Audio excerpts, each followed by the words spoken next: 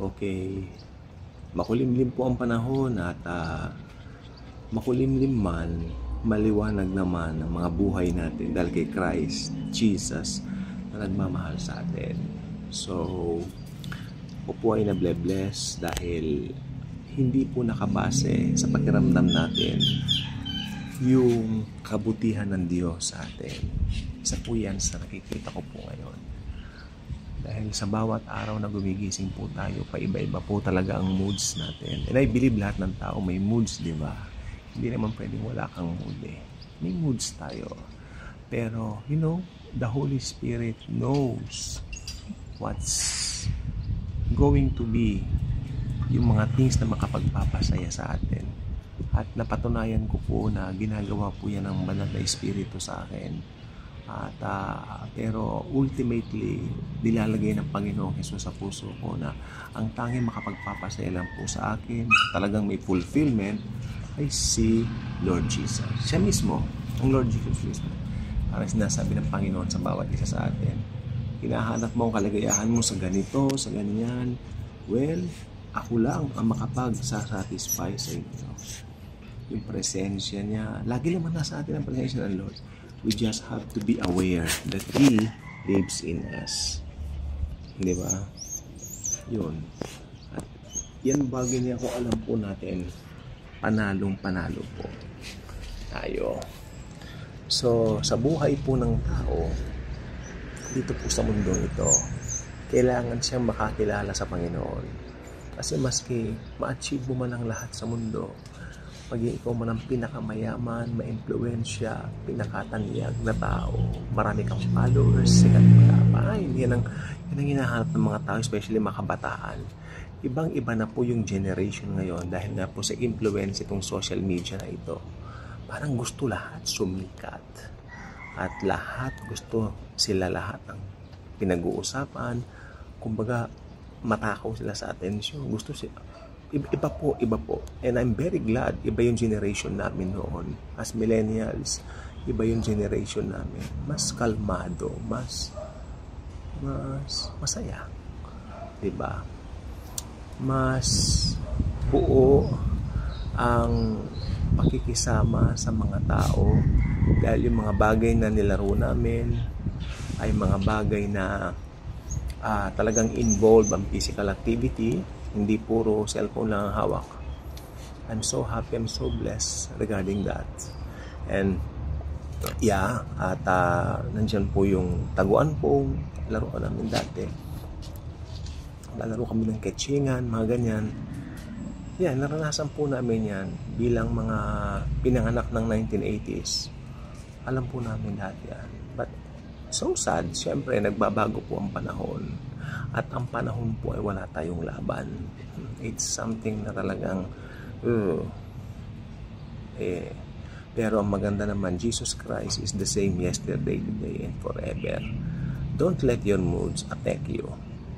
Kasi ang moods, alam niyo, napansin ko po talaga last week, na-realize ko, talagang nakabase tayo sa moods. And I believe lahat ng tao may moods. Hindi pwedeng wala. Halimbawa, ito tapatan lang po tayo. Ilan na po yung taong nakita kong nakausap mo tapos maganda yung usapan niyo, maya-maya pagbalik mo, iba na. Kuku! Iba na dahil affected sila kung ano yung present na kanilang pinagdaraanan sa life.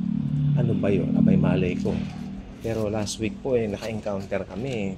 Pero okay lang din naman po. Napasigaw pa nga siya dun sa isang kasama niya. Pero but that nakausap namin ayos. Yung mga tipong ganyan po.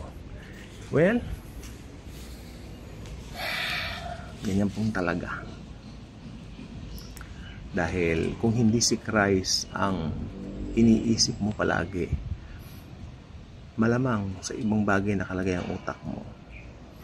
Pero ka mga yes, at kung wala si Christ sa isip mo, hindi mo siya iniisip, hindi mo siya naaalala, papasok doon yung takot eh. Oo. Kasi makakalimutan mo yung presensya ng Panginoon na nasa iyo na nung maborn again ka. I'm talking to born again believers here. I'm not talking to unbelievers po, no? Kung believer ka na ng Lord, tinanggap mo na siya sa buhay mo, naniwala ka sa tinapos niyang gawa sa cross, ikaw na ay mananagumpay. Naging mananagumpay ka, hindi dahil sa mabubuting gawa mo, dahil sa ginawa niya sa cross. Yes. Pero, kung sa mind mo parang hindi mo siya naiisip, nawawaglit siya sa isip mo, doon pumapasok yung takot, doon bumabanat si Satanas, doon siya gumagawa ng paraan para nakawin ng joy mo. Although hindi man nanakaw ang joy mo, siguro happiness lang. Ang joy kasi, I believe it's a built-in package along with salvation.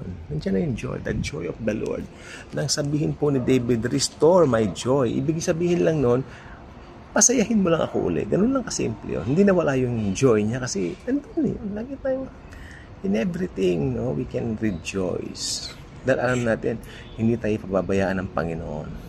At sa bawat bagay at sa bawat pagkakataon din, hinahanap natin yung wisdom to respond sa hamon ba ng buhay? Ako ayaw ko yung ganun salita Hamon ng buhay. Parang napakasama naman ng buhay. Maganda po ang buhay. Mali lang ang way of thinking natin. Dahil ang mundo talagang maari sila hamon. It's a journey, kanila hamon ng buhay. For me, ang life, maganda. Kasi pag Kristyano ka na, the very life that we possess is the life of Jesus Himself within us, built-in within us.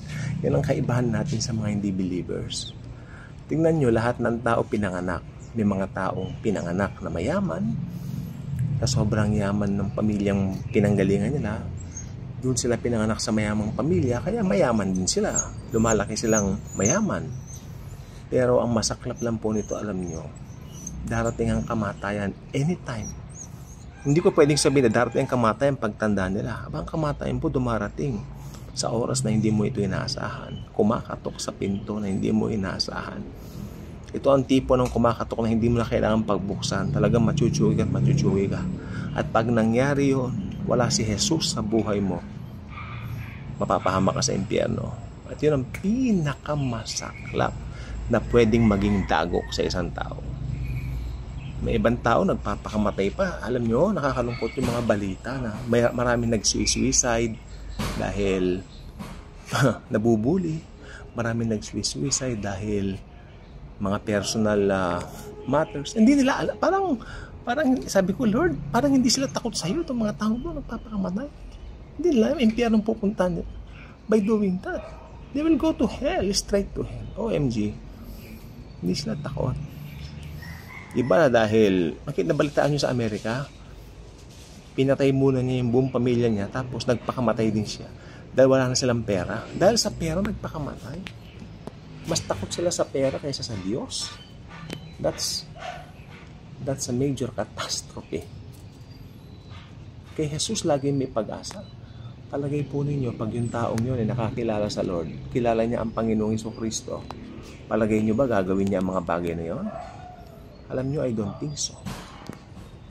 Hindi niya gagawin yun dahil ang Lord laging nasa atin. Laging may gagawin niya sa buhay mo. O ngayon, parang may nangyari niya. Pangit ang pero alam nyo, may gagawin ng Panginoong Jesus. Just have to trust Him. Fully trust Him.